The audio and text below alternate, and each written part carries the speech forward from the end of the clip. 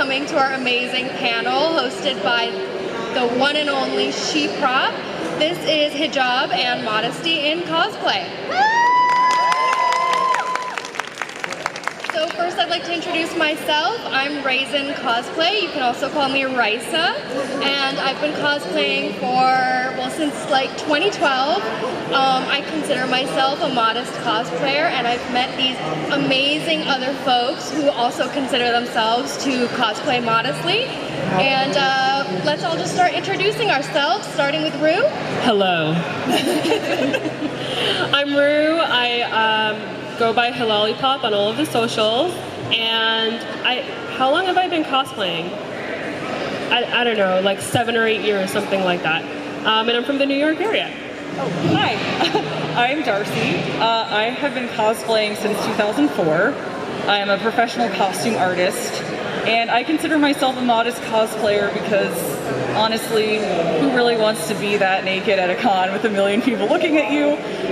So I like to use my skills to make things that I feel comfortable in. I'm Karamana, Kara for short. I've been cosplaying since I don't know when. And I always incorporate hijab into everything I do because it's part of my life, so it's part of my cosplay. Hello, my name is Naja, but I go by Iyansi, or Iyansi_designs on Instagram. I've technically been cosplaying since I was a freshman in high school. What year is that? Oh boy, 2009.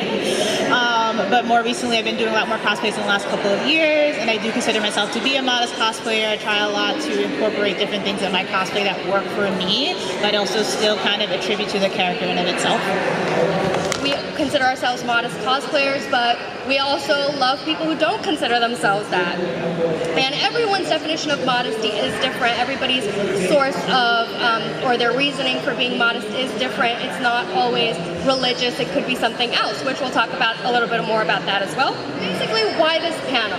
We find that, there's a lot of celebration for femme or female characters in media, or even sexy male characters, and sexiness in general is really celebrated at these types of spaces, but the opposite end exists too, and we kind of just want to talk about our experiences in why we choose modesty, and really emphasize that comfort is important, and that feeling comfortable in spaces like this is important. If I wanted to go out and buy a costume that fit me, it would not exist. And I'm a child of immigrants. The kind of clothing that I wear, the kind of clothing that I'm accustomed to, just doesn't exist. So for me, modesty is an expression of like my culture, my upbringing, and like my personality. And modesty also to me is a different expression of being feminine. Yes, you can show off your body, show off your curves, and more power to women who do that. No hate at all whatsoever. But there's more to a woman than her body, and I think modesty allows for that expression. So for me, modesty is an integral part of who I am. Modesty for me is both something that I think about, yes, religiously as someone who is Muslim, but also just in general. I always say that even if I wasn't Muslim, I'd still cosplay like this, or I still would dress like this outside, because that's what makes me feel comfortable, and that's what makes me feel the most confident in myself. Because I like layering clothes, I like adding accessories, I like finding new and creative ways to do my outfits or my cosplays, and I feel like that, me being modest for me, allows me to open a new door to creativity. Modesty is important to me because I am trans. So I don't necessarily fit into the box of masculinity anyway. I have my own definition of what that is. I am an AFAB person. And honestly, a lot of the representations of men in the media that I consume are completely ridiculous. And I find it very fun to be able to use my skills as a professional costumer to pump up that ridiculousness to like over 9,000. One of my other cosplays is Jotaro, and I have this just like massive chest that is so silly because I am 5'2" and like 100 pounds. So I really like to play with that like dichotomy of like I shouldn't be this, but I'm going to be this because I have the power to. I find that very interesting. Also, just for my comfort level, I don't like to have a lot of skin showing.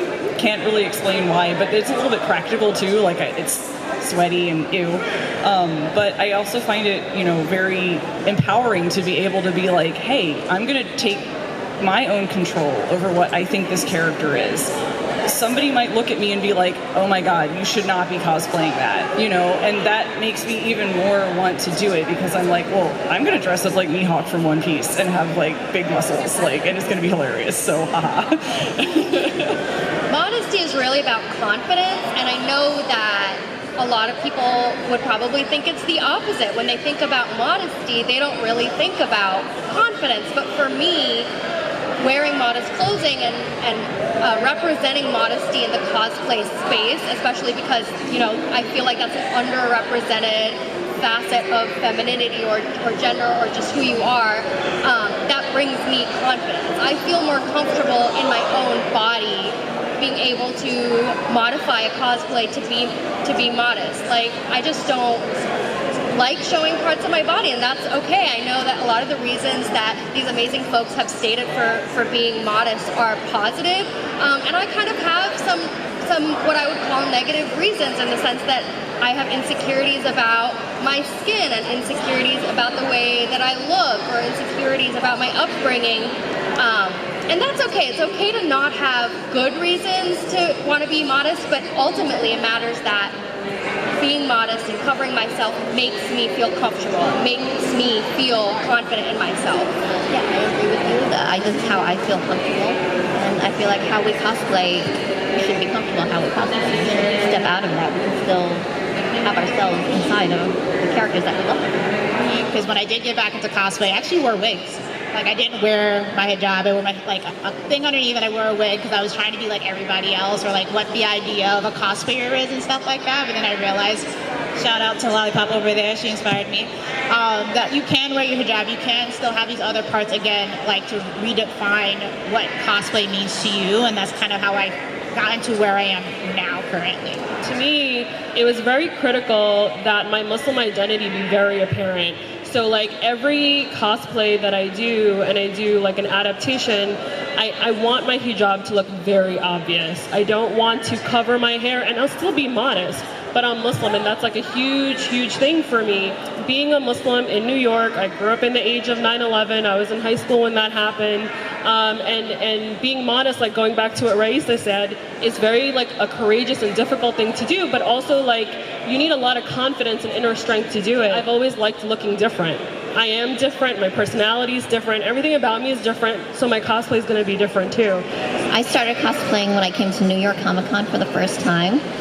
I did not wear a cosplay the first time. I saw everybody's amazing costumes and didn't think that I could wear anything like that. Every character that I liked wore something more revealing, and I thought, to be accurate, I couldn't, there was nothing I could cosplay, and I was always looking for a character that I could.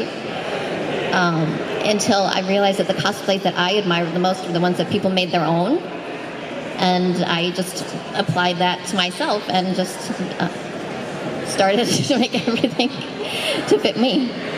I want to point out that Kara, she does mostly like horror cosplays. Like, that is so cool to not only choose modest cosplays and cosplays with hijab, but she does like the horror cosplays. It's crazy. Just, Yeah, that's my favorite.